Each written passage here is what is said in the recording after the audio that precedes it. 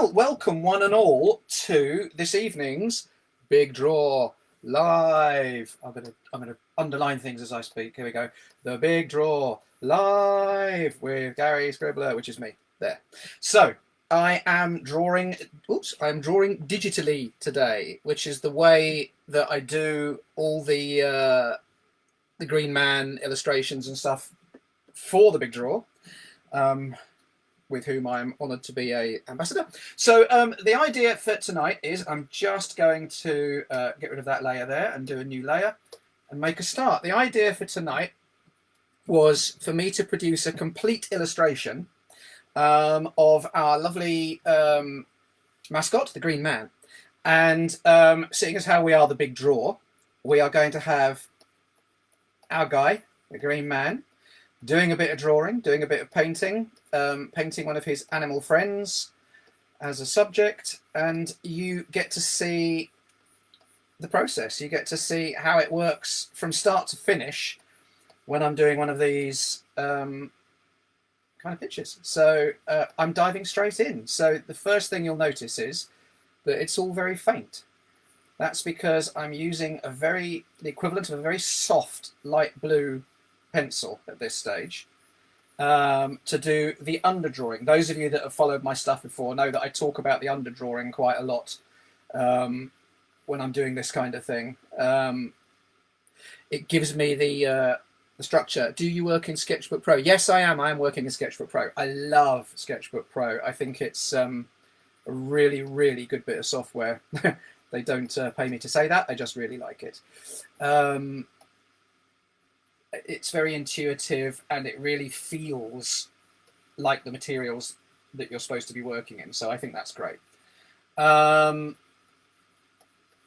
So yes, so first of all, as I say, I'm doing this underdrawing to give me the sense of the structure as to where everything is. And the great thing about it is if you're doing it and then you think, you know what, actually, I think, you know, one of these bits could do with moving over a bit. I can grab an area like that, and then I can just move it to the left a bit, and then I can click off that, and it's repositioned it, which is great. So I've pretty much got in place what I wanted to sort of get in place for the opening part of this, getting my layout roughly correct at this stage. I use a very soft, fat blue at this point, just to really block in the big areas so that I can get very much a feel of the blocks of the drawing. And I'm not looking at any detail at this stage, but that is about to start happening almost straight away for the next stage. Because the next thing I do is I will then go in and just do a bit of pre-drawing. So what I will do there is I'll stay on the same layer. I won't, this bit over here, you can see my cursor. This is the layers palette. So I'm working on this layer. I will then choose a slightly darker blue and a slightly different pencil. And I will then start going in. Now I'm going to actually zoom in a bit as well like this so I can see what I'm doing. And I start putting in a little bit more detail. Still not super detailed at this stage, but it gives me, when I'm going to go in with the blacks in a minute, I'll see that everything's happening in the right place. So there will be times occasionally when I will go quiet because I'll be, you know, concentrating a little bit or whatever. But I will keep glancing up at the comments. If I don't answer one of your comments and it looks like it's gone off the screen, please do ask again. I'll try and answer as many as I can during the process of this. I'll also just check because sometimes they don't all necessarily pop up. So no, that's good. Okay. So, a little bit of drawing. So at this stage, you see it's still all pretty light.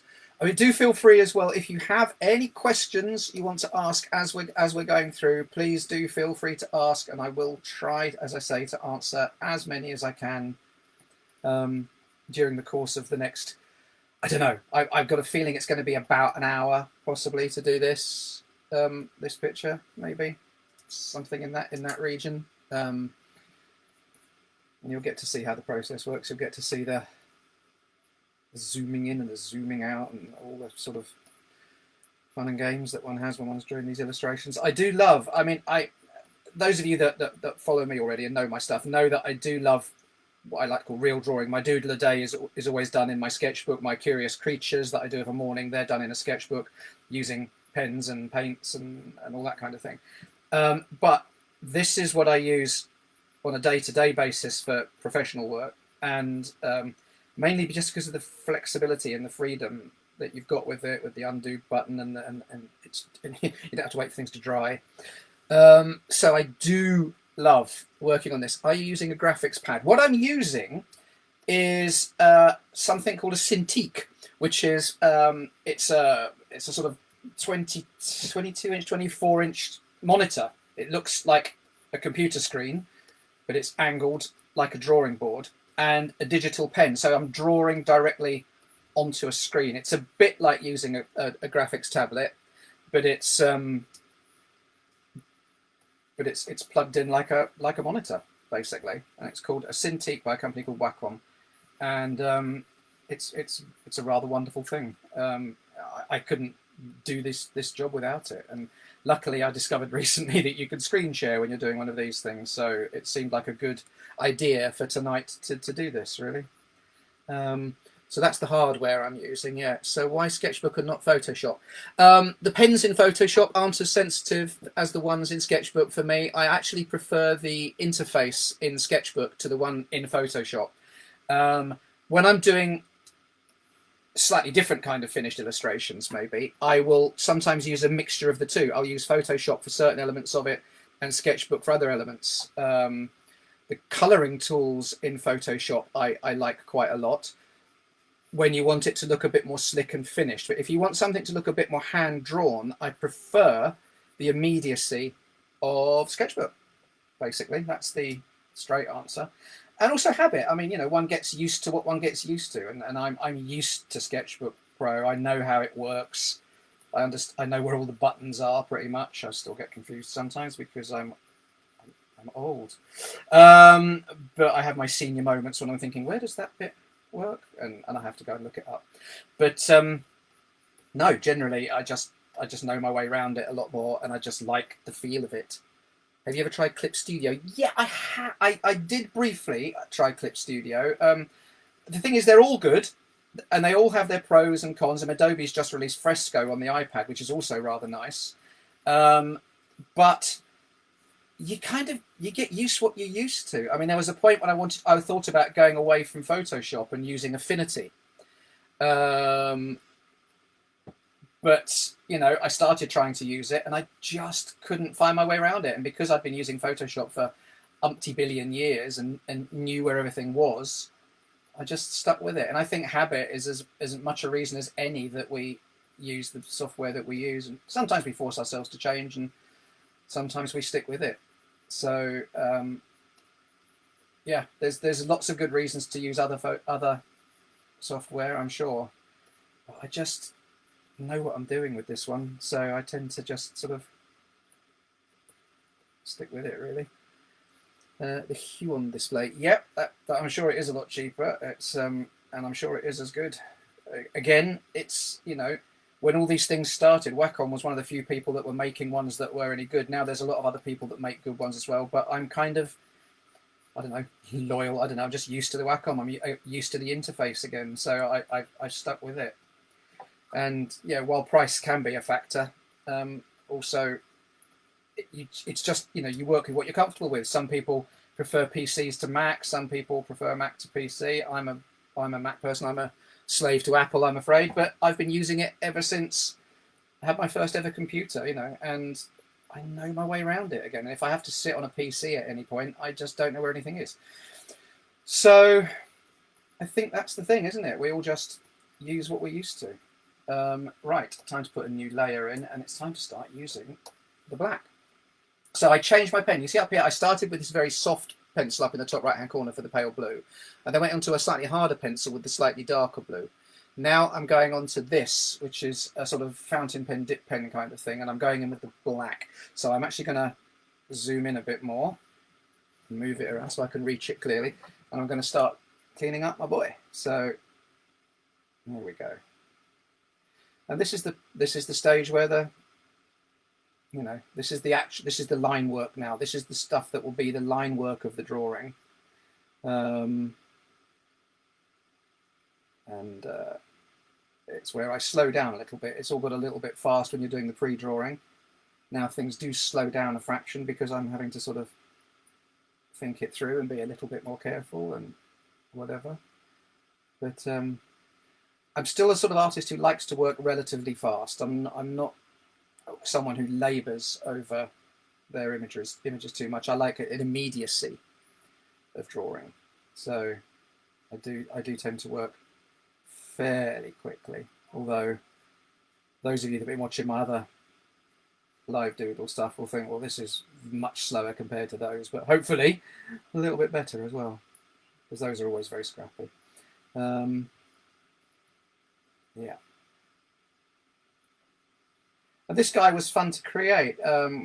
When I was talking with the guys at Big Draw about this, you know, and the green theme came up, and I thought, well, it would be nice, you know, for me, with this my sort of things I enjoy. I thought, well, a green man's going to be a fantastic emblem to sort of for that year. So I started designing a few versions of him, and I kind of designed him almost like from the same family, a cousin to my Hot Santa character that I created for A Laugh at Christmas. And I thought, well, it would be nice if he lived in the same kind of world as him, really. And I like that style of drawing. So that's where he came from, really, as a character. And I'm very pleased with how he's turned out. He seems to do the job quite nicely, which is good. Long time since I use SketchBook. Do you use other apps? I do use some other apps as well, Tanya. Yeah, I mean, I use Photoshop a lot. I use Procreate on my iPad occasionally. I've just started having a little poke about with Fresco. But I think Photoshop and SketchBook are the two main ones that I use for drawing. Definitely.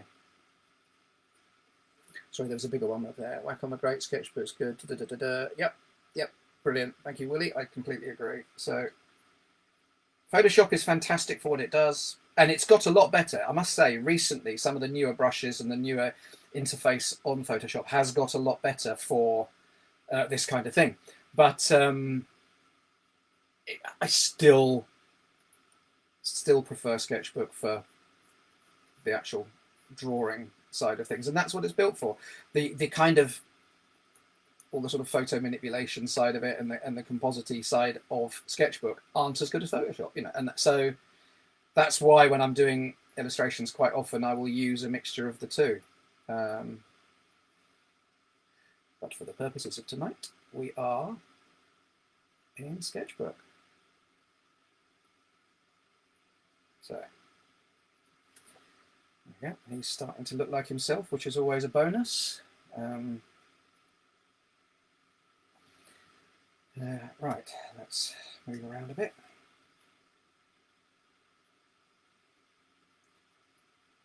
Hopefully, any of you who have watched any of the stuff that I've done before, when I've been talking about, you know, what I do when I'm drawing and other such words of wisdom, will see me putting into practice some of the things that I've talked about before, about the underdrawing and about the way I hop around the picture. You don't just start at one end and work your way down, but you jump around it, trying to sort of keep everything in one place. For those of you that I do apologise to any other artists on here for stating the obvious, but I guess we all have our own ways of doing things, and I'm certainly always fascinated to hear how other artists work. And you can either go, yep, I do that, or ooh, that's a good idea. I must try that sometime. So hopefully it's not too boring and repetitive what I'm banging on about, and if it is, tough. So, right, here we go. Let's try and concentrate a little bit, Gary. Time to move up.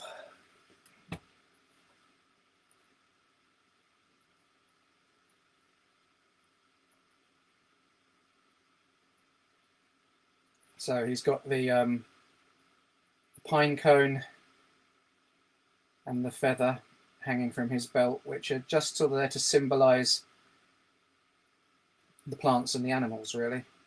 They're little symbols of nature that I just thought would be a nice thing to hang from the belt.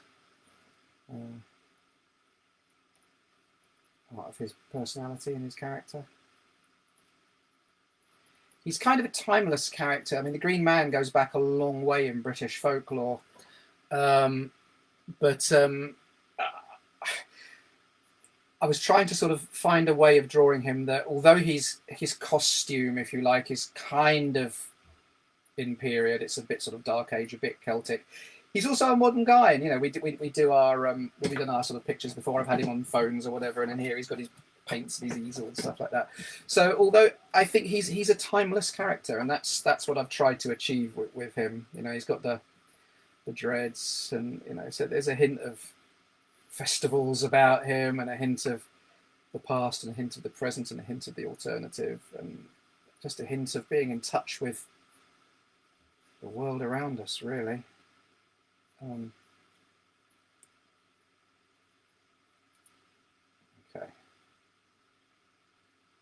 One of those moments where I go a bit quiet when I'm concentrating. Please feel free to ask any other questions. Do you ever use music to draw to, either for work or leisure? Any particular artists that inspire you? Okay, I mean, yeah. I sometimes do, yeah. I mean, if I know that I'm going to be, you know, on a picture when I'm going to be just sort of head down and getting on with it, yes, I will sometimes listen to music. I listen to a guy called David Bard quite a lot, who does sort of mystic folk stuff. I love his stuff. It's all about folklore and magic and the old ways, which is always good fun. I like film soundtracks. I will listen to stuff like the Lord of the Rings soundtrack. I'm very obvious. I do, you know, I am kind of corny when it comes to that sort of thing. I also do like stuff like Postmodern Jukebox, which I kind of listen to. I kind of, if I am going to use music when I'm drawing, I will try to sort of listen to something that gears towards the picture. You know, if I'm doing something a bit more modern, I might listen to something a bit modern. If I'm doing something that's got a historical context, then yeah, by all means, I'll put on something that's a bit more classic. I might even, you know, I listen to classical music. I love classical. So it does depend. So I do. The other thing I listen to a lot is hello, I've got, my son has just walked in. Did you want anything? Are you all right? No, just saying we're in the middle. Because I'm live on here, so people can hear you at the moment. Yeah, well, I know, because I see the green light. There you are. You can say hello, everybody, if you want. Hi, human beings. There you go. All right. See you later. All right. That was my son who came in to say hello. I forgot what I was talking about now. Oh. That's throwing me. Someone remind me what I was talking about. I've lost my flow. Hi Ben. Oh, he's gone now. He's gone back again, Claudia. A few of you have got to know Ben a little bit recently from the lockdown movies that I've been making. Yes, so music. Oh yes, that's it. So I do tend to listen to quite a lot of podcasts these days as well when I'm working. I do love a podcast, and you know, in my day-to-day life outside the studio, I get so little time to listen to stuff because I'm always so busy with the kids or with doing other things, that actually when I'm working is quite a good time for me to catch up on podcasts. I do love a good podcast. The other time I listen to those is when I'm running. I used to have to listen to music when I was running just to get a rhythm to keep my legs going without falling over. But now I've got to a point where it's starting to feel a bit easier. So I started listening to podcasts again when I'm running, which is nice. Okay. Moving back up the page now. I've got my most of the Green Man drawn in now, so we're going up to do the other stuff. So let's get his easel in. I'm kind of making this up as I go along this picture. I hadn't really pre-planned it. I knew he was going to be painting his badger friend, but I didn't really know what else I was going to do with it. So I haven't yet decided how I'm going to do the picture. Whether, you know, I might throw a bit of colour in here, which I don't, you know, there's going to be a minimal colour like we do in the normal Green Man illustrations. There's just a couple of bits of green and a tiny bit of red. But I might play around with what's on easel of it. I'm not entirely certain yet. I love a black and white 50s movie in my studio. Yes. Well, I do have a TV in here as well. And what I tend to do with a TV, if I'm using that, is I listen to DVD commentaries. I do love I'm not concentrating here. Hang on, sorry. I do love a DVD commentary. So I will sometimes stick one of those on, which is a bit like a podcast with pictures.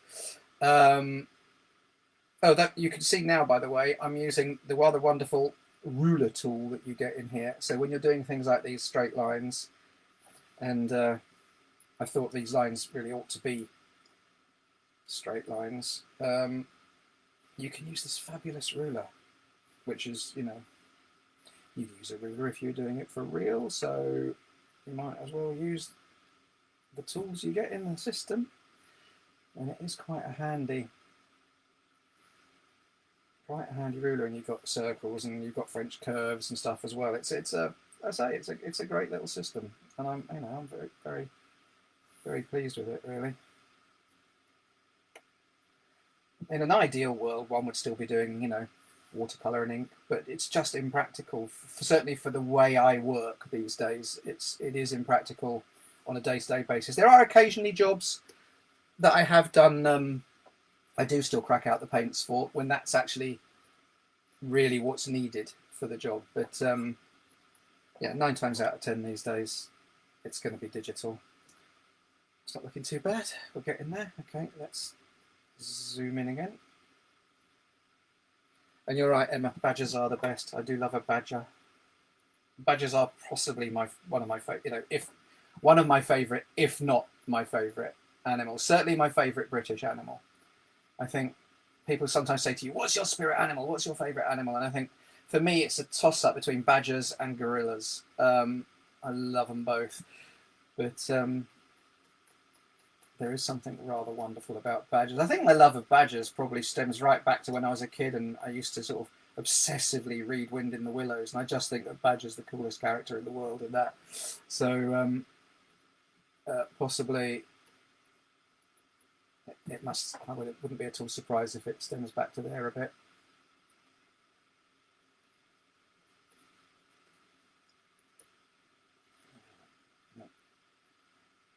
Don't forget to keep asking questions, guys. If there's anything you want to know, please feel free to ask.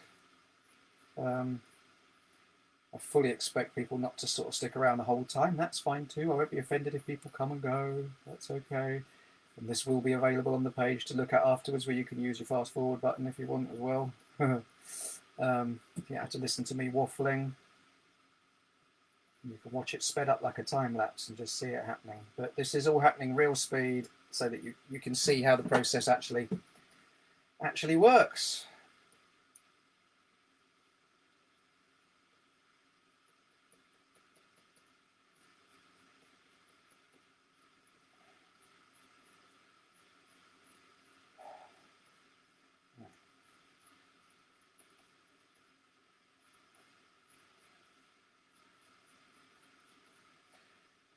The big draw. I love the badger, the confident line. Thank you. So I try not to use the undo button too much when I'm doing it. Do you have to look at pictures of badgers before or whilst drawing? No. I'm lucky enough that I've drawn a lot of them, so I know that for certain illustrations, I would be looking at reference when I'm doing it. But this particular one I'm doing right now, everything is completely out of my head. There are no images in front of me at all for me to work from. I'm just sort of using my memory. I do have my original design of the Green Man up on another screen in front of me, just to remind myself of the details of things like and reminded myself because of that, where his tattoos are, and what little elements of costume. I mean, I've drawn him enough times now that I pretty much know what he looks like, but I have him up to remind me of detail. But in terms of things like the badger, then No, I don't. Claire, I missed the beginning. What's this illustration for? This illustration is for this, really. It's just part of our the Green Man is our mascot for this year's theme. And as I was doing a live session, we just thought it would be nice to do a new illustration specifically for this, which will then go up on the page and probably get used somewhere. And really, as it's a charity about drawing, and we're all in lockdown and stuff, it's really just to kind of symbolise art and drawing as a way to maintain one's mental health. And yeah, to that. How long do you devote to sketchbook drawings each day? Well, sketchbook drawings each day, not as long as I would like, if I'm honest. Bruno, thank you for the question. It's I do my Curious Creature in the morning, which usually takes about 20 minutes, I suppose. And I do my Doodle a Day last thing at night, which is about 10 to 15 minutes. Apart from that, I don't really get the chance to do a lot of sketchbook drawing because I'm either drawing for my work or doing the other elements of my work, which often involves quite a lot of writing when I'm working on the shows I direct, the animation that I direct. It's often feeding back on other people's pictures or whatever. So there is drawing happening during the day, but sketchbook drawing, no. There's really only half an hour, 40 minutes in each day which I'm actually doing stuff in a sketchbook. Unless it's the holidays or a day off, I might take a sketchbook out with me. Sometimes it goes for rides with me and doesn't get used at all. Sometimes I will pull it out and do a few pictures. But I don't, unfortunately, have the time, being a widower and a single dad as well with two youngish kids. You don't get as much time as you'd like to spend on the sort of the indulgence, if you like, of a nice bit of sketching. Oh, that would be lovely. More happens when I go on holiday. I always take a sketchbook with me when I go abroad or go away to England on holiday, and I will sit down and do sketches for that. So, yeah. I love a sketchbook for drawing, always use Photoshop. But yeah. Do you use other software for colouring up? Yeah, well, as I said earlier, I use Photoshop for the big colouring. Quite often what I'll do is use Sketchbook Pro for the original drawing. Then I will go into Photoshop and do the big colouring, the big areas of colour, because the tools in there are great for that. And then sometimes I'll bring it back in here to do colour detailing with the sort of the brushes that feel more brushy and more immediate. I do like them, so I do sort of hop between them. Yeah, that's cool. I do use sketchbooks as well when I'm working out ideas. I mean, when I was doing all the ideas for the original set of Green Man illustrations for the Big Draw, for instance, ones we released on a sort of daily basis a few weeks ago, I would sit down and do very rough thumbnail scribbles of those ideas first in there, just so that I could work through the ideas before drawing. So sketchbooks do get used on a practical basis in my work as well. Also, if I'm storyboarding and stuff like that, I will sometimes work with a sketchbook next to the script, coming up with ideas for shots before I'm having to sort of do the actual boards. Same with character design. Sometimes I'll do little rough character designs and stuff in a sketchbook. So they do get used on a practical basis, but sketching for sketching's sake, it would be nice to do more given the chance.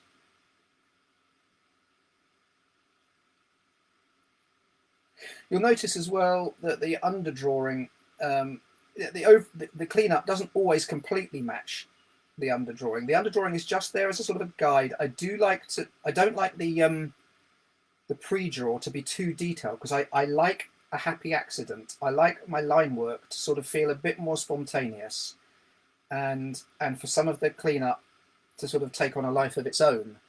So I do sort of use the underdrawing as a sort of starter bit. Is the sketchbook artwork scalable? Do you need to start at 300 DPI if it's going to print? I didn't cover that earlier, Nigel. Yeah, it's not vector. It is bitmap. So you do need to work at the DPI that you're going to have it printed at. Yeah. So I always work in 300 for everything that I'm doing illustration wise. Once in a blue moon, I have been known to work at 600 if the job is going to go up to a fairly large size. I will work at a 600 DPI. So it's not scalable in the same way that Illustrator or sort of vector artwork is. Good question. Thank you. I'm liking the variety of questions. It's great. And thank you for the questions. It's really nice. Okay, let's have a quick look if I'm missing anything. I want to know if I need to add anything to this. Let's have a think. I know what I'm going to do. I'm going to just add a couple of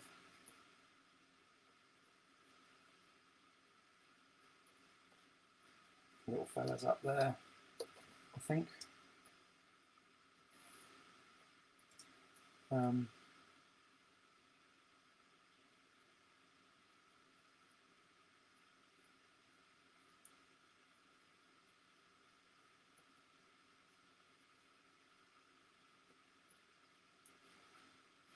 Leave the underdrawing in the finished work. Sometimes I won't for this one because there is a technique we go through. There is a look that these have, which have a bit of grey shading and then some minimal spot colour, which you'll see going in a minute. But sometimes, yes, I do leave the underdrawing in on certain illustrations. Quite often when I'm doing character design work, stuff that isn't going to be a sort of published finished one, I will leave it in, possibly take the opacity down a bit, but I will leave it in as part of the process because it sometimes helps to see how the decisions have been made. On this particular occasion, the underdrawing won't be staying in. It'll be taken out. On the spur of the moment, I thought it might be quite nice to have a little butterfly by our badger's hand here. I'm not happy with his mouth. I'm going to change his mouth.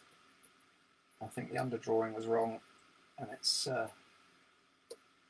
back in. Yeah, that's what's happening. That angle's wrong.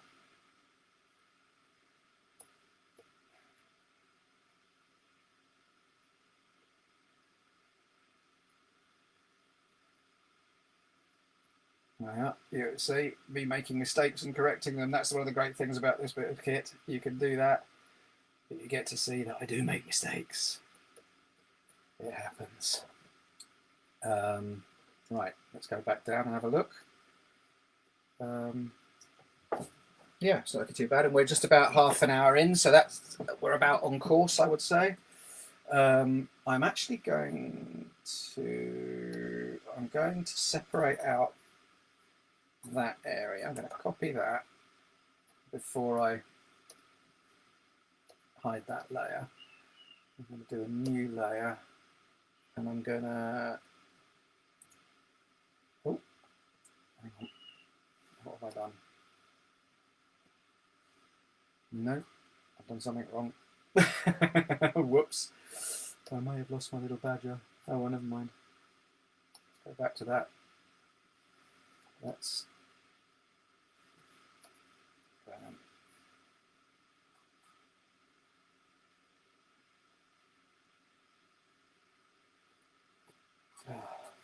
going crazy, sorry.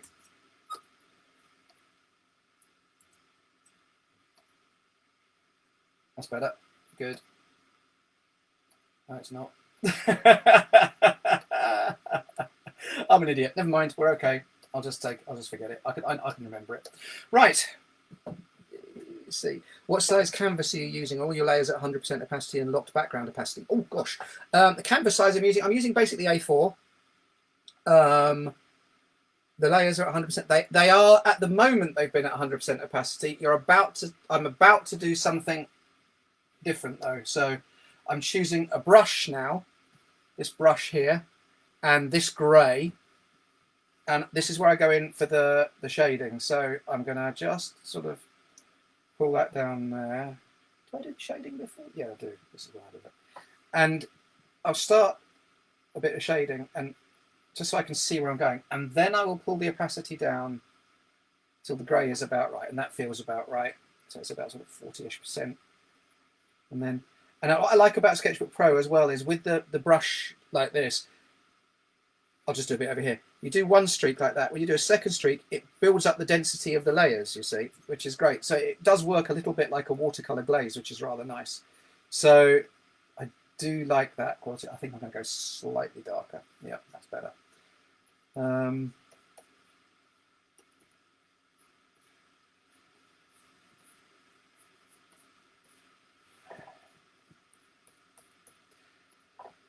yeah, so this is where the little shading element comes in that we decided to use on this character. I didn't want it to be completely black and white. I didn't want it to be full colour. I do like the shading. It's nice, but I think I felt it needed more than just the shading. Hence the little bits of green that you'll see going in next once we finish the shading.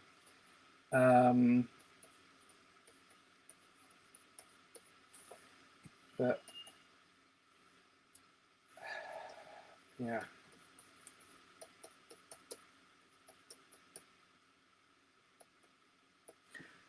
So, Willie, I hope that answered your question about the layers and the opacity and stuff. It's funny, I love getting the old technical questions. I don't really think about that sort of thing very often. I'm one of these artists who just does what he does, and I don't, sometimes people ask me lots of technical questions about some of the software I use, and I'm like, oh, I don't know, I'll just use it. Because I'm a little bit of a Luddite at heart, but yeah.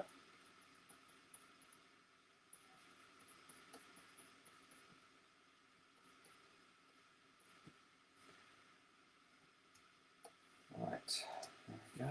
Let's try to remember how I do my badger. Yeah, he gets a second. That's right, he gets a second coat of grey in a minute as well. You can see here by using the brush, the second and third sort of layer strokes, you can get this effect here that feels quite painted, which is really nice. And you'll see in a minute how I'll go back in with a couple of other layers of grey to build that up a little bit, layers of grey at various opacities, so that the other stuff you've done already shows through.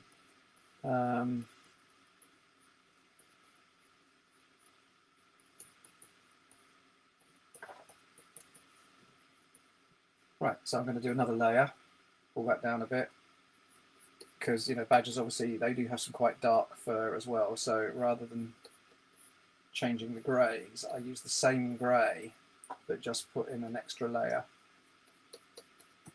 and that gives us a bit of a depth to the grey in there. And you can I might just darken a couple of these shadows as well while I'm at it, because one does. Any beginner's digital drawing advice or tips on how to get more confident in starting? Well, I'll tell you, the most important thing to remember with digital drawing is you do have an undo button.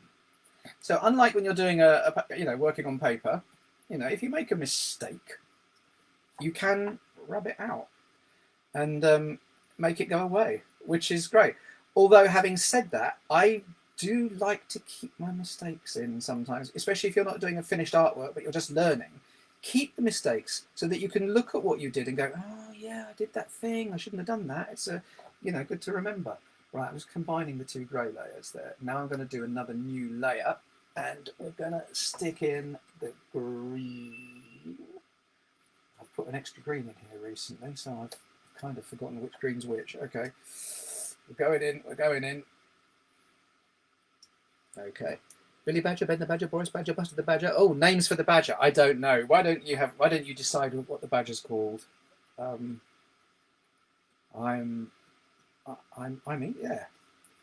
the Badger. Right. I remember now that I pull that down as well. There we go. It's been a few weeks since I've drawn the guy, and I'm having to remember. Oh yeah, I do that. He had to have green hair, of course, so that was a bit of a given when I started drawing him. I thought, yep, green hair, it's definitely going to happen. And his tattoos on the other side, he's got oak leaves. He's got oak on one side and holly on the other. So it's oak and holly are the two sides of the summer and winter when it comes to the sort of legends of the Oak and Holly King and the Green Man. So he has different tattoos on different sides, and the oak tattoos on the other side of him get coloured with this same green that I use for his the hair and everything like that, and the holly get coloured with this slightly richer green that I'm about to put in on another layer.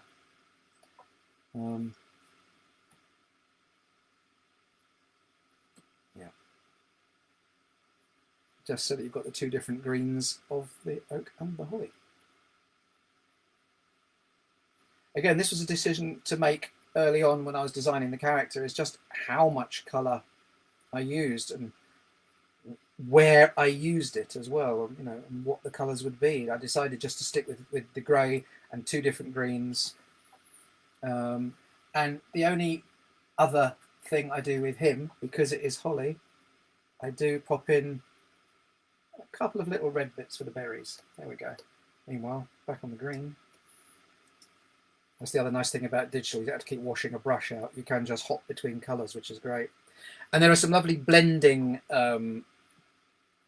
areas, blending brushes you can use when you're doing other types of illustration. I might actually do a bit of the blending brush when I do the what he's been painting, just so you can see that, because obviously part of the reason for doing this like we are tonight is so that you can watch the process. So I may well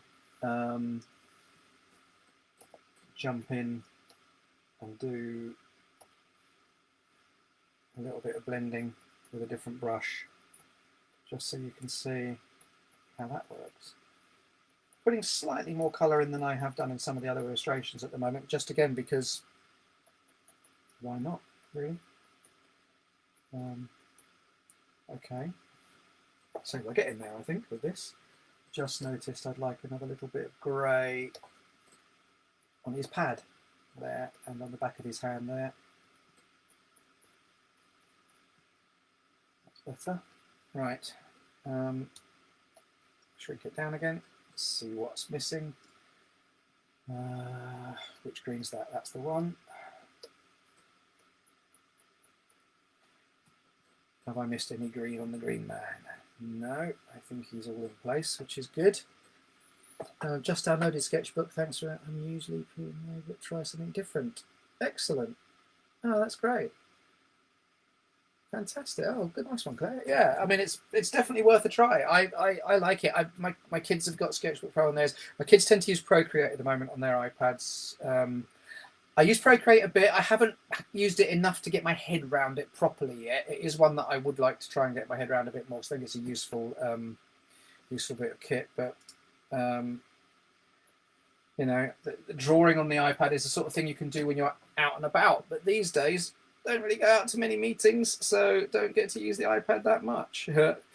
I'm sure I will again one day. I'm just going back in and titivating a bit now. Probably going to start ruining it by doing too many extra lines, but hey. Okay, let's do his painting, shall we? Let's have a think. Right, just for the hell of it, then I'm going to bring down the brush library. Here we go. So there's a brush library here, and in there, loads of different brushes. And I think maybe he's using some oils. And let's have some colours as well for him. Okay, so hang on, Gary. Don't get impatient. Put in a new layer. Check your brush size. That's better.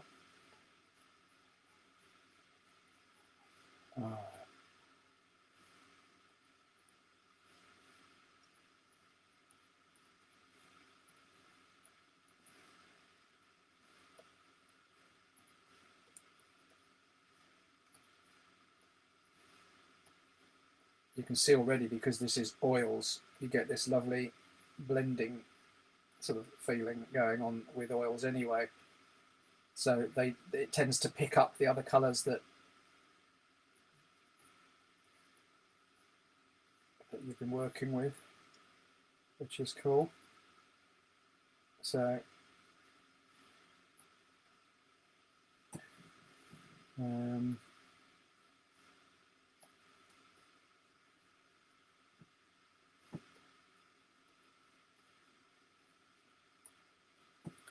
right, what have we got here?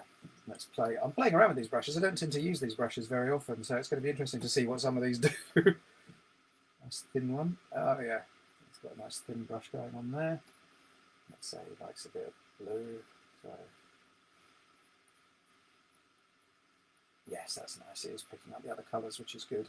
So I'm learning myself here at the moment. This is new. I don't use the oils much. I might have to start using them more. They're quite fun. I think yeah, that's a blending. That's a blending brush. So, and then there's a sponge, and there's a palette knife. Oh, I'm not going to use that. Right. Okay, so we could do that. There's the watercolours one, which is always rather nice as well. Let's use a bit of soft watercolour. I'm going to do a fresh layer just in case. Let's put it into some sky.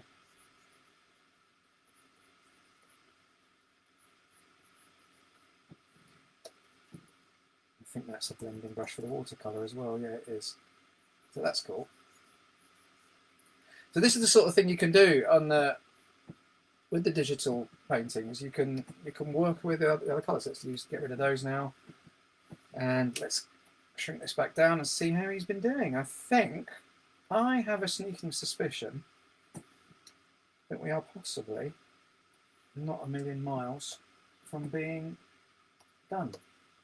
Yeah. So gonna have to sign down the bottom here, obviously.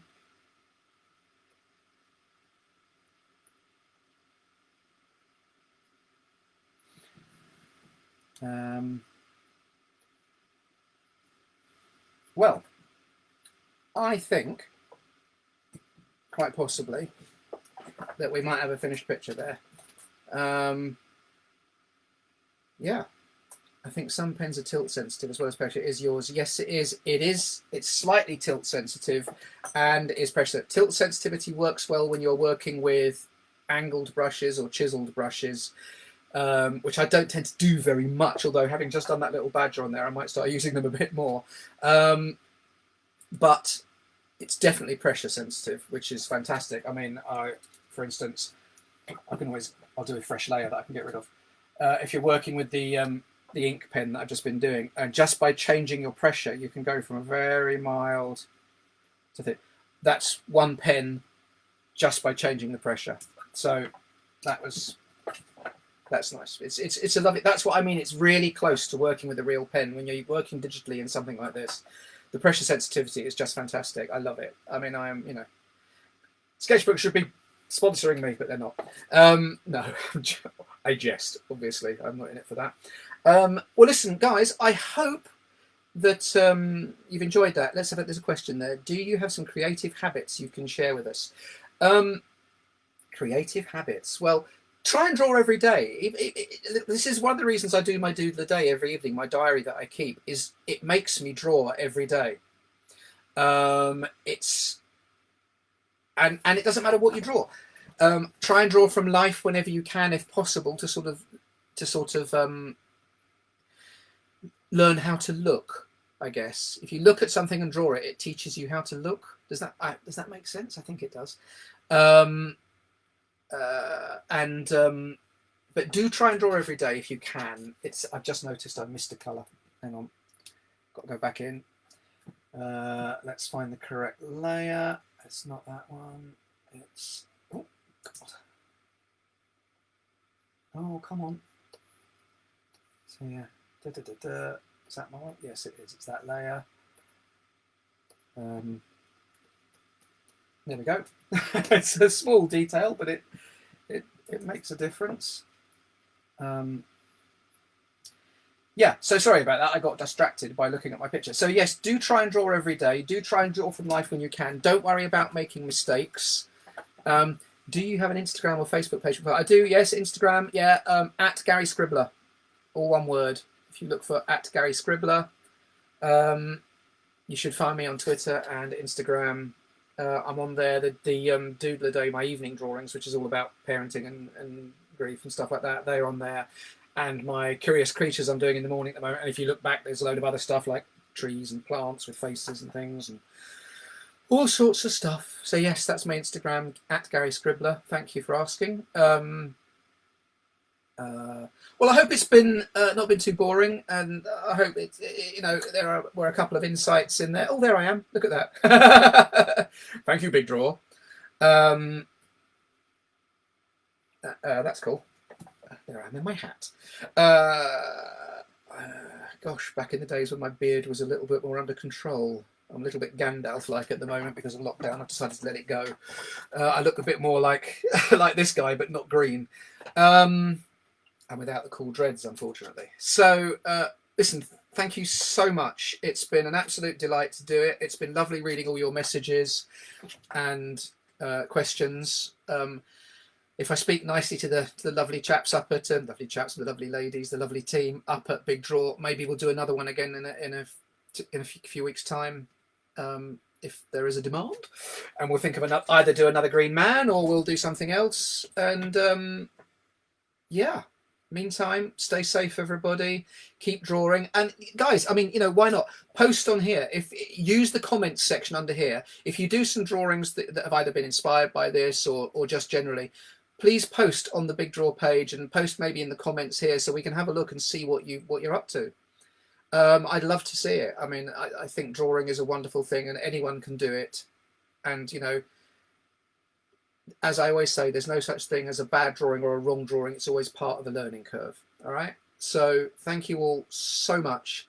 I am now going to sign off and go and have a small glass of something fortifying and watch some telly. So have a great evening. Keep yourselves safe. And let's do this again sometime soon. Thank you so much. Take care, everybody. Bye-bye. Bye.